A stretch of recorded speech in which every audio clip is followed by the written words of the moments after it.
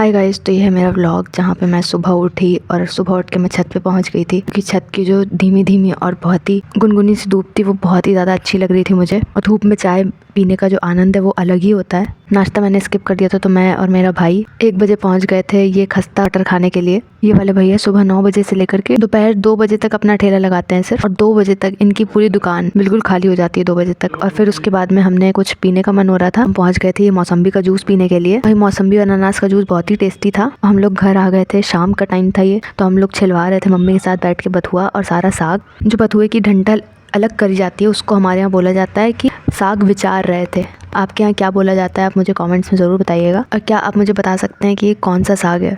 जो भी correct answer होगा उसे मैं लाइक कर दूंगी और पिन कर दूंगी कमेंट्स में। एक ही तरीके का साग खाने से बोरियत आ जाती है, तो मेरी मम्मी साग का पराठा, साग की पूड़ी, साग की पकौड़ी सब कुछ बना देती हैं। आपको लग सकता है कि साग की पकौड़ी कौन खाता है, पर साग की पकौड़ी भी बनती है और वो बहुत टेस्टी लगती है। और फिर अगले दिन बनाया था सोया मेथी आलू के पराठे। साग विचारने के बाद में शाम को हमें भूख लगी थी तो हमने बनाई थी भेलपूड़ी, जिसके लिए चॉप कर लिया था मैंने अनियन, टमाटर, सिरके वाला मूली और खीरा।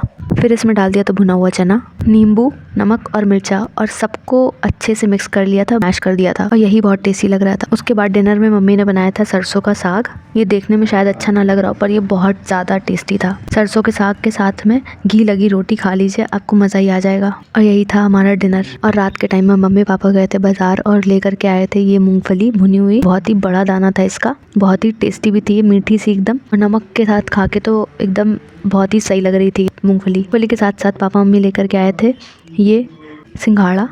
मम्मी पापा बहुत ही ज़्यादा सिंघाड़ा ले आए थे, जिसकी अगले दिन हमने कचरी बनाई थी और मैं उसको शूट करना ही भूल गई थी। क्या आपने कभी सिंघाड़े की कचरी खाई है? मुझे तो सिंघाड़े की कचरी बहुत ही ज़्यादा टेस्टी लगती है। अगर आपने सिंघाड़े की कचरी खाई है तो मुझे कमेंट्स में ज़रूर बताइएगा। Okay bye.